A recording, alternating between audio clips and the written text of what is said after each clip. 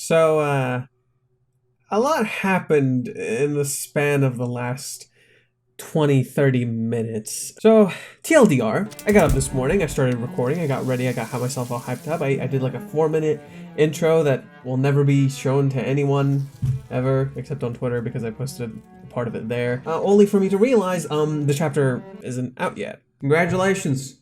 I'm a stupid person. Smooth, I know. So, then, Reiji, on Twitter, announces his new manga. And I'm like, okay, that's pretty cool, that's pretty cool. And then, of course, it's announced for Young Animal Magazine, which, by the way, had, like, Berserk. The shit that literally inspired Dark Souls. P.S. Rest in peace, Kentaro Miura. I'm gonna be extremely cautious with this one. I'm not gonna expect it to be anything like Berserk. Nope. I've got skills. Nope.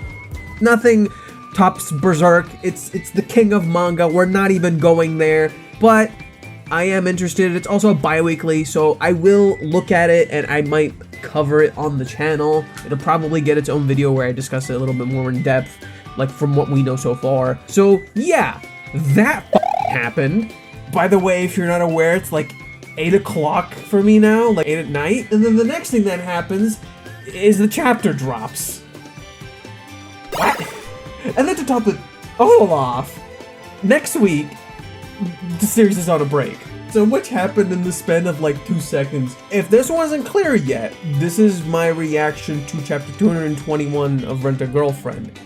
And of course, naturally, I'm expecting a great deal of drama. I hope you guys like my new lighting and positioning. You know, I think it brings out my eyes a little bit, you know? Yeah, I guess we're gonna get into chapter 221. I'll just say my quick prediction. I pretty much guess that Mami is probably gonna immediately play victim, like I mentioned in my last video. Because she plays victim immediately, she can tell the whole truth without being the villain, and so that way the characters are cornered and they don't essentially have a choice but to tell the truth, because now they can't lie their way out of this one, because Mami essentially said it all. So yeah, that's kind of my big prediction. Of course, there's going to be a lot of moral questions, a lot of shit going on.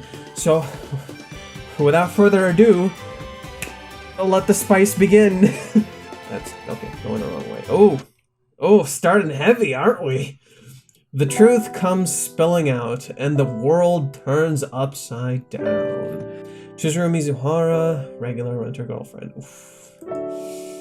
Oh, nice. Oh, this is such a good shot because it really sets the tone, like where this is taking place and how many people were present and how like chaotic this is going to be. And God, I still love that Mami. I still love that Mami right fucking there. She just, she's walking away. She knows what she did. The greatest storm in rental history suddenly touches down in paradise.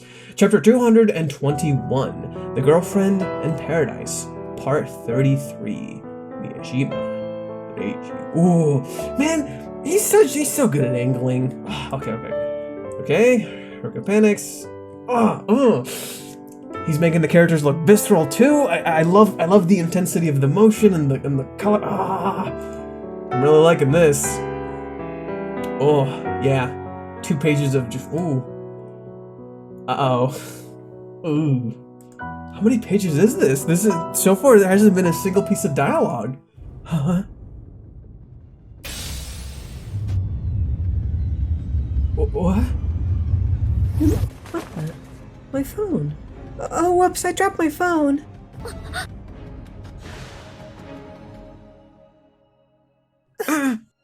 Huh? No. Back up. Rental girlfriend? That looked like Chizuru-san. Chizuru-san is a rental girlfriend? Huh. How about that? It's Photoshop. That's something I made before. You know, just to mess around with you guys. Photoshop? Oh wow. Mami didn't play victim.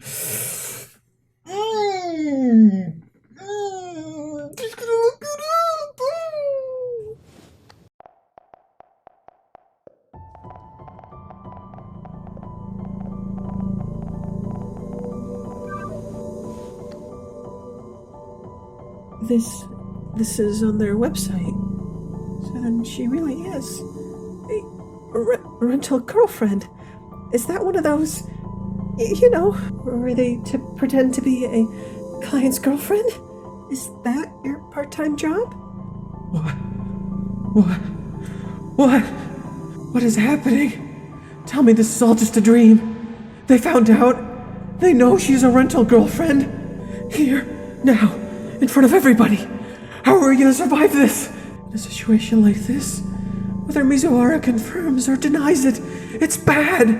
What should I do? She's a rental girlfriend. It's not like she works at Starbucks. We're not going to get off without. Oh, really? How interesting.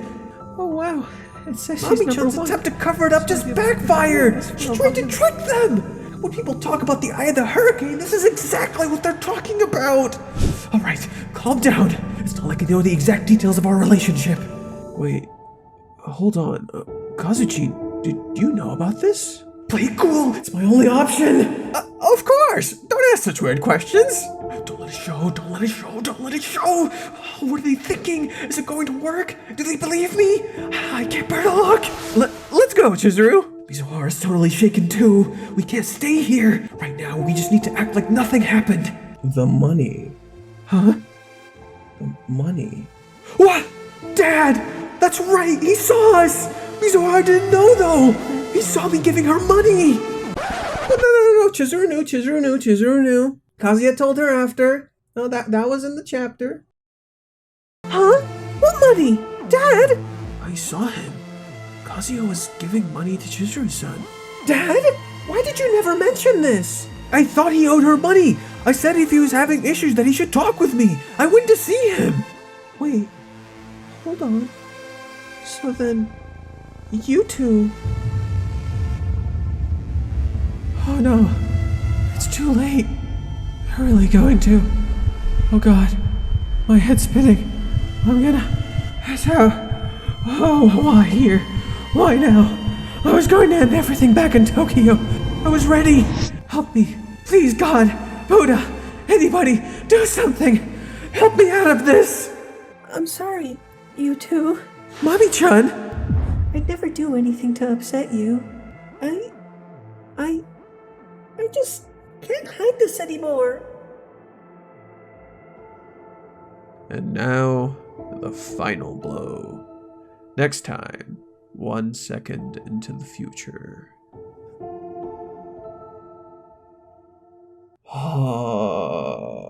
What did I say? Oh, fuck. Cruel, dude. It's a very reactionary based chapter. I don't think there's really much to take away from it. I do think this chapter is a tad short and it's very much based on the reaction, but it definitely nails that sense of intensity. And I really like how Reiji specifically panels the characters. Wow, what a good time to take a break. Am I right? What a great time to take a break. Hit us right in the funny bone and then be like, yo, I'm taking a week break. Bye. I'm in so much pain. Look at my hair. It's a mess because I didn't bother combing it. I've just been going ballistic today. Visually, I think the chapter is great. I specifically like how it starts. I like how it starts with the phone first. That's a great way to start the chapter as it very much like comes back to the main point. Unlike past chapters where they start with a sense of comedy, a sense of fun, this is just like, no, we're not easing you into this. You're already in the eye of the hurricane, just like Kazuya said. We're already here. Let's just go fucking ballistic. So immediately it starts with that, and then it goes to this wide pan out, and I love this pan out so much, not just because of the angling. Like I love this little thing here. It creates that sense of vastness, and I really like that about the image. It creates the sense of vastness because of where you're viewing it from. And it's almost like someone is on top of the roof looking at this, including all the people. All these people are hand-drawn. This is something that a lot of people sometimes don't notice with Reiji's art. Some characters are hand-drawn. Some characters are like taken from an image and then he like creates like a 3D dimension around that area and then draws over it to make it look 2D. This is usually how artists sometimes do things. It's really capturing that sense of reaction. So you see everybody and where they are and how public it is, how vulnerable it feels. This feels extremely vulnerable. simple, and that really adds to that sense of intensity to the chapter. And I think the reason Reiji did the chapter as he did this time around is specifically because first you kind of want to get everyone's reactions and then basically make sure everybody understands exactly that this is the truth and they cannot escape that. So this chapter essentially served to establish that sense of like, essentially it's stabilizing things. So it's like, you know exactly where it's going next chapter and that there's no way for them to get out. Now it's not just reaction, it's characters thinking about it, thinking the moral questions of what's wrong with the situation. How is this true? How long have you done this? Why are you doing this? Are you two together at all? Like, it raises a lot of moral questions that Mami has been asking this entire arc. And this is definitely part of a grander video that I'm currently working on. I just haven't finished the script yet. If you guys don't know, I have ADHD, so naturally it's very hard for me to say everything that I want to say. That's why I have to write it sometimes and, have a script. Because when you got ADHD, TLDR, your mind keeps moving forward. But this chapter is really simple and easy to digest and understand, so I can naturally get into it much, much easier. That's why I can kind of just talk about it like this really quickly with you guys. I really like these 3, 4, 5. Oh my god, there's like 5 of them. I really like these because of how he uses the line work. It's so visceral and intense. Like, I love how he drew Ruka, like, just, she feels like she's tensing up. She's really tensing up here. Tenseness that's created through the body motion and how he uses the art to contrast, like, the black background. And of course, I really like how he drew Curry just because of the mouth. I'm like, yo, the mouth just, he looks like he's grinding his teeth, like, Jesus Christ. And that helps create all these characters to make him look more, kind of realistic, because before they would look kind of memey and jokey, kind of fun. But this is a serious situation, so naturally when you're seeing them like this, your immediate gut reaction is kind of twisted around. You're like, oh, this is a very serious issue. And of course, you see Kanzia's mom, again, usually drawn in a more memey style, but here she looks extremely serious, with her eyes like drawn in much more detail, just as the other characters' eyes are drawn with much more detail. And I think this is going to be a big moment for Ruka's character as well, as this whole arc has been essentially questioning everything she understands about herself and essentially trying to force her to grow, as everyone else within the narrative has grown, but Ruka hasn't quite grown yet. She's essentially on that threshold of learning what it means to really grow and change as a person. She's like made small minor changes while the other characters have truly grown and changed. Even side characters like Curry actually grew and changed more than she has. And that was one of the point of the interactions between Curry and Ruka, is that Ruka has not quite evolved as a character. The key defining characteristics of this series is growth and faults. Like, everybody has faults and everybody grows and changes in how they adapt to change with these faults. This is why when you start the story, it's more simple and really easy stuff to get into. It asks some minor moral questions, but mostly it's a romantic comedy that's just kind of fun, but a little bit on the moral gray side, Like, it's a bit questionable. The characters are doing kind of dumb things. They're essentially digging their own graves, but you can root for them because they are relatable characters who are going through stuff that you have experienced at some point in your life, and they feel guilty about all the stuff that's happening around them, even though they are creating these scenarios for themselves. And this is, of course, the whole crux of that. But the whole point of the defining characteristics of faults and growth is that as the series continues, so too does the narrative evolve. So too does the narrative delve into more of those flaws of people. And, of course, naturally, the narrative matures as the characters mature. That's what I find fascinating about this story and why I think it is a good narrative, because as the narrative continues and changes, it becomes more serious. It discusses more serious issues, to the point where we get here to this specific arc, where it's discussing a lot of moral issues and a lot of, serious ethical questions about Chizuru and Kazuya's relationship and what that means with the family, what that means for Chizuru and Sayuri, for example. Honestly, this arc has been kind of in the making ever since Sayuri got hospitalized to the premiere. And the premiere is, I genuinely believe, where the arc kind of started. And one interesting thing I really wanted to point out that I found very interesting about this chapter is throughout the entire chapter, not once does Negumi say a single word.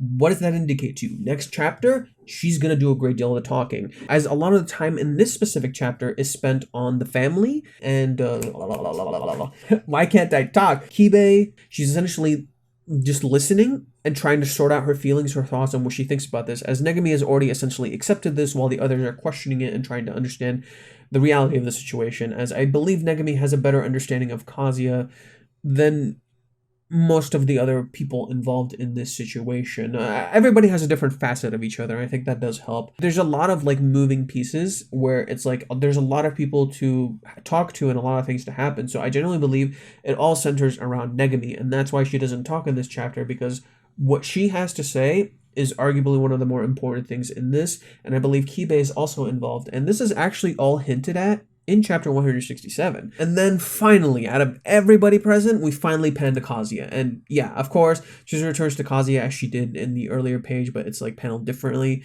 And damn, Mami's look there. Mami's little look here. Mamma mia. So, plays the victim. And, what does that do? It's essentially like stinging the hive. Like you're stinging the hornet nest when you do this. Because why would you hide it if it wasn't real? You see what I mean? So if she just picked it up, it's like, oh, no, don't misunderstand. Like, if she did it like that, oh, no, don't misunderstand, blah, blah, blah. But she acts embarrassed. She acts like she did something wrong here. So naturally, they all just...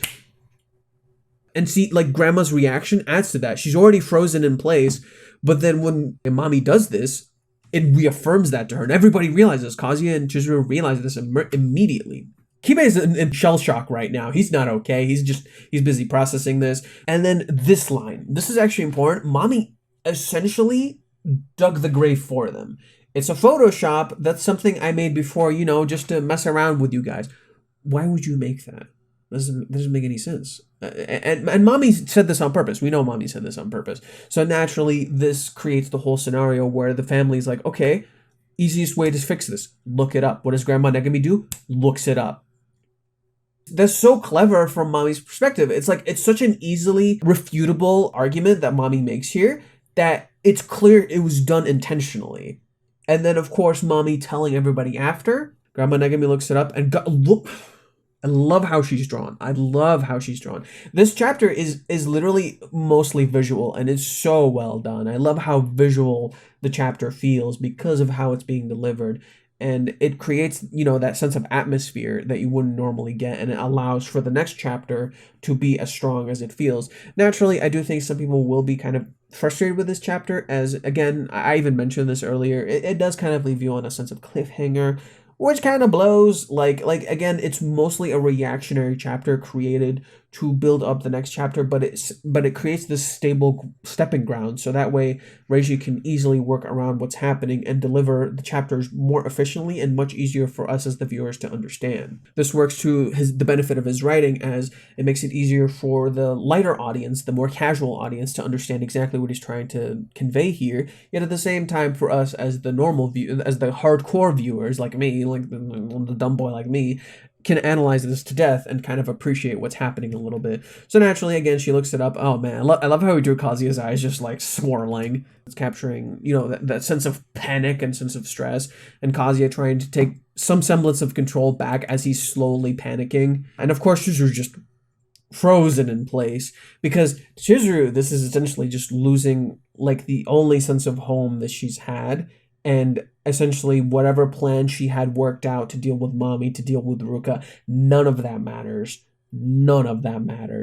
This is like kind of the core of Chizuru's character, is how she deals with failure. And that is a constant repeating factor throughout the story.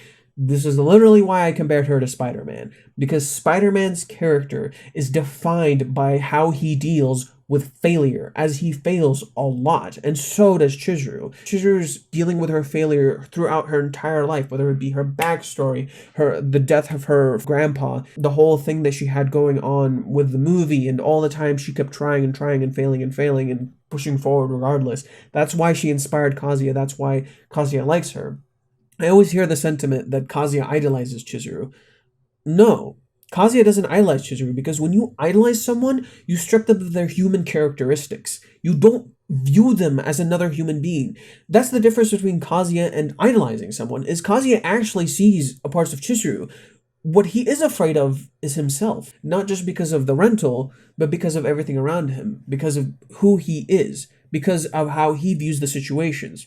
For example, Umi. The way he views Umi, he thinks Umi is a better fit for her because Umi fits everything that she does better.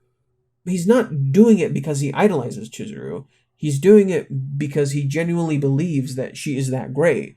And at the same time, Chizuru has these characteristics. Chizuru is great, but she is flawed. In this moment right here, Kazuya immediately notices how flawed Chizuru is. That goes to show he does not idolize her. Sure, he kind of views her as like kind of amazing and stuff, but what's wrong with that? No, seriously, I'm asking a genuine question here. What's wrong with viewing a girl as amazing like that, as someone so great and doing all these things? Chizuru has great fashion. Chizuru is a great fucking actor. Chizuru like can rock this crazy job, somehow maintain a diet, work out, pay for fucking college and pay for school. Doesn't get any support from her grandmother. How is that not fucking amazing? I'm not saying Chizuru is a perfect character. I'm saying Chizuru is flawed. Kazuya sees that she's flawed, but he admires aspects of her character.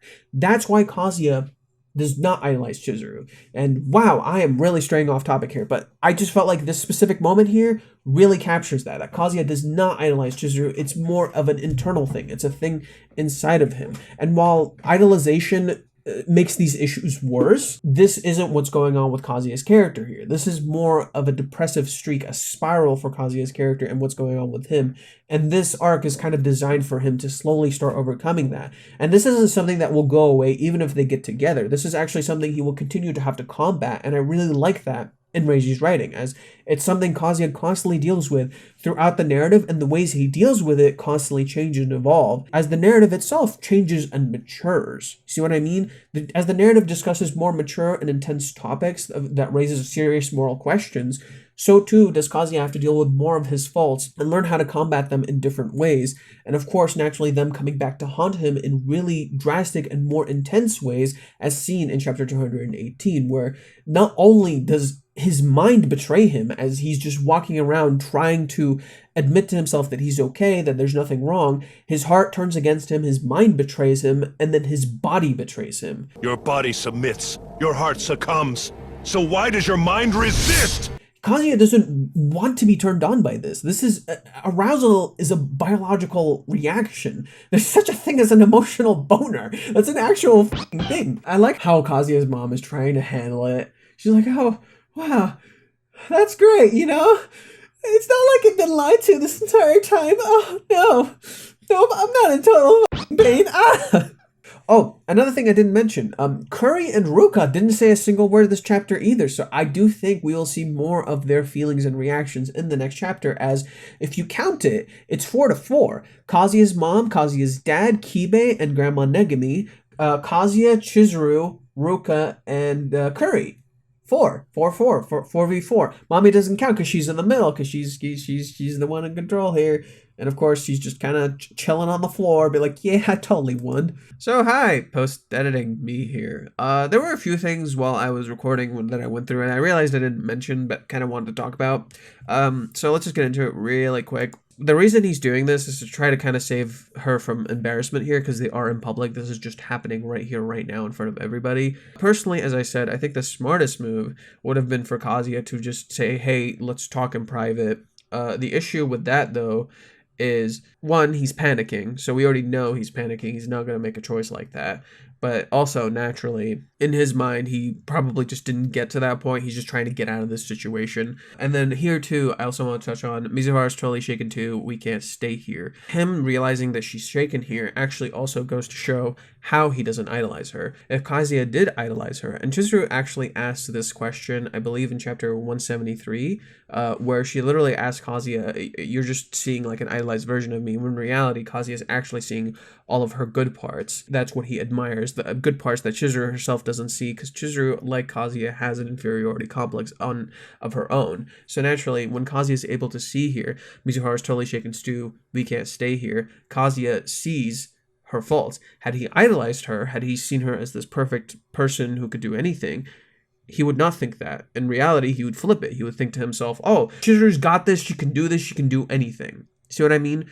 That's the difference between idolizing someone and viewing them for who they really are. That's why Chizuru and Kazuya actually have a real intimate relationship. Kazuya does what he does because he knows Chizuru's flawed. In fact, he's kind of seen this since the very beginning of the series. He's never idolized her. He's just always respected the parts of her that are really good and views himself as lesser than because she does things he wishes he himself could do. That's kind of the whole point of this. So everybody says Mami deserves an Oscar, but what's interesting here is how Mami acts around people is actually very tragic, as what she's doing is she's essentially projecting. And one of the themes of Mami's characters is this whole conflict of identity. Mami shows people what they want to see, essentially. That's how Mami acts. Mami knows what kind of people want to see. She knows what like society accepts and wants, and she puts that on as a facade. That's why Mami is such a good actor. You can only really do these kinds of the acting that Mami does in such an effective way without like actually having like acting school and stuff like that, because Mami is literally projecting what people want to see. And in the process, it also shows the conflict of identity that she's going through as seen through her backstory. And that's kind of one of the bigger themes of Mami's character. So in a way, what Mami's doing here is pretty impressive that she's able to act this well, but at the same time, in a sense, Mami's ability to act so well is a very tragic thing, and I think most people just don't really kind of see that because they immediately assume she's a bitch. Also, another thing I want to touch on is that Chizuru very much likes Kazuya, and I've been hearing this a lot, that Chizuru needs to come to terms with her feelings. Chizuru already came to terms with her feelings. What she's trying to do is wait until the perfect moment. That's kind of what's happening here. Chizuru's trying to have everything she wants, while Mami and the narrative are trying to make her choose. You're struggling to have everything you want, while the world tries to make you choose. Everybody in this moment, including Kazuya, Chizuru, except for Mami, is going through shock. They're going through immediate shock. Grandma Negami, being the oldest, is probably processing all of this. And that's why you see such a solemn face from her. That's why she's like so focused. You can't tell if she's angry, just focused. And this is kind of where I'm going to theorycraft a little bit. I think for Mami's case here, so no matter what choice Mami picks, depending on what she says, I could definitely see it turning on her in some way, shape, or form, depending on what she knows and what she thinks. Or she could have a perfect card that I'm just not aware of. But I do think that whatever Mami chooses can be refuted in some way, shape, or form. Now, I do think a possibility here is Mami, again, kind of pointing it towards Chizuru, to where she's actually trying to save Kazuya. And there's been hints of this, as again I pointed out, there's a great deal of a conflict identity going on with Mami's character. And this conflict of identity essentially shows in moments where she's interacting with Kazuya, she's interacting with certain characters, and she always shows a completely different face for each different character. This adds to like how good of an antagonist she is because of all these scenarios. But for Kazuya, in that scene that Kazuya remembers, as Kazuya is swimming away, you see like this cognitive dissonance really kick in with Mami's character when Kazuya is like swimming away and she pauses and she looks kind of sad and somber, but then all of a sudden she laughs and she turns her eyes black. And I think personally, my theory is that whenever Mami turns her eyes black like that, the void eyes as I like to call them, the reason she's doing it is because she's trying to say she feels something when in reality she feels something else.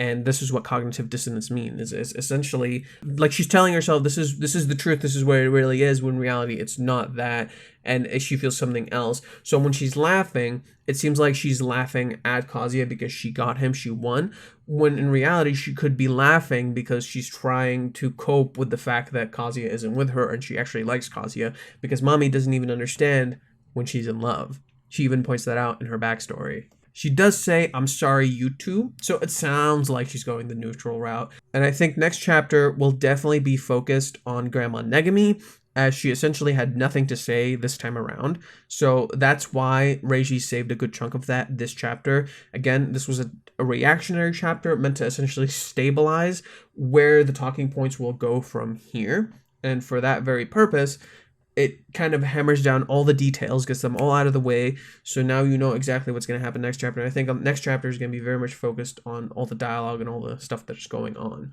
So yeah, overall, I do think this is actually a very good chapter, despite how quick and short it feels. There is a lot to take away from it, and it does leave you on kind of a rough cliffhanger, considering we're getting 2 weeks after this. So yeah. So hi guys, unfortunately I have some sad news. This is probably going to be my last reaction hyper edited video that I'm going to make for this channel.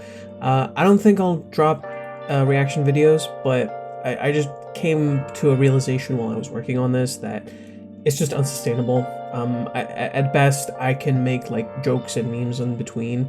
Like, I have 2 jobs that I'm juggling, I have a lot of work I'm doing, I'm trying to make video editing as an actual gig, so that way I can actually make money, because I know I have the skills to do it, but unfortunately, these videos are taking up a great deal of time, not to mention the fact that I actually have, like, a full script dedicated to this entire arc that I really, really want to put out there, and, you know, just kind of discuss the story with. Hell, I want to make videos about the series as a whole, and just really get into it and discuss it. And I feel like because I'm putting so much time and effort into these reaction videos, that unfortunately it's just hindering me. These reaction videos aren't doing much for my channel. It's in fact slowing me down. Like, I'm not even getting the views that I want to. I got more views from the chapter 218 discussion just because that was like a big thing at the moment. And that, it just really dawned on me today, because when I was working on this on Monday, I recorded this on Monday, it really dawned on me that, like, wow, I finished editing the thing in one sitting. It took me like 3 hours? I finished it in 3 hours. But all those extra hyper edits in between during the reaction where I'm reading it and I'm doing the voice acting and I'm doing all of that, that took a lot more time. As I'm organizing, I'm presenting it, I'm literally designing, like I'm pacing it, I'm presenting it in like an important way. I'm trying to get you guys to understand the feeling of the scenes. I'm trying to get the right music. I'm trying to get like the right presentation. Hell, I can literally animate the scenes if I want to, but it takes too much time. So unfortunately, I'm not going to be doing the reaction videos like this anymore. They're going to be simple reaction videos. I'll put jokes and memes in between. I'll keep them fun. I'll have fun music. But for the most part, it's just going to be like me scrolling through. So yeah, I know to some of you this may suck, but please understand, this is what I want to do. This is my channel, and unfortunately, I just don't think that's really sustainable. What I will be doing, which may be fun to some of you, is that I do actually have a lot of these videos edited. I do have like a lot of them used and have good footage that I can use for the reviews.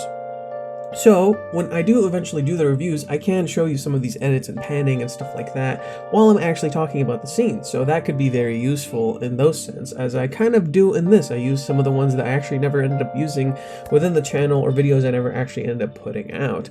Not to mention, if we do really spread some good news about this series, show how this series is actually good and not how everyone is perceiving it to be, not how other people keep saying it's terrible and it's awful and it's shit, maybe we can actually develop a nice fun community where we can genuinely talk about this series and maybe educate some people on what Reiji is actually doing correctly, because I honestly think this is one of the better rom-coms out there. It's literally like a study of rom-coms, and people don't even realize it. That's what's fascinating to me, is this series is actually a study of harems and rom-coms and even dramas, and nobody even seems to notice. Like, I literally feel like I exist in a bubble whenever I talk about this series. Like, when I go and look at other people's reactions or what other people say, like the whole chapter 218 debacle, everybody lost it, called this series garbage, they're shitting all over it, and then there's like 2-3 people who are saying the same thing as I am, as the chapter like is graphic, but it's not bad and it's actually portraying something important. It's not